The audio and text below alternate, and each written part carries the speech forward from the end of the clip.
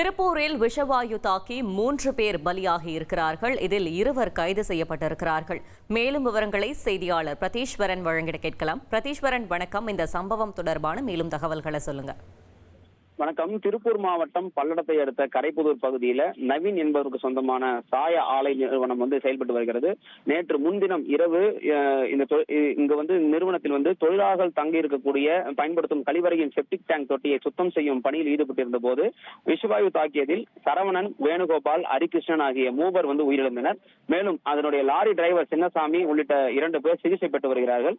இந்நிலையில இந்த சம்பவம் தொடர்பாக பல்லடம் போலீசார் ஆலை உரிமையாளர் நவீன், பொது மேலாளர் தனபால், சூப்பர்வைசர் அரவிந்தன் ஆகியோர் மீது விஷவாயு தாக்கி சிகிச்சை பெற்று வரும் லாரி ஓட்டுநர் சின்னசாமி உள்ளிட்ட 4 பேர் மீதும் கவனக்குறைவாக இருந்து உயிரிழப்பை ஏற்படுத்துதல், மனித கழிவுகளை மனிதர்களே வைத்தே அகற்றுதல், மனித கழிவுகளை தாழ்த்தப்பட்ட சமுதாயத்தினரை வைத்து அள்ளியதற்காக வன்கொடுமை தடுப்பு சட்டம் உள்ளிட்ட 3 பிரிவுகளின் கீழ் வழக்கு பதிவு செய்த பல்லடம் போலீசார் ஆலை மேலாளர் தனபால், சூப்பர்வைசர் அரவிந்தன் ஆகியோரை கைது செய்திருக்கிறார்கள்.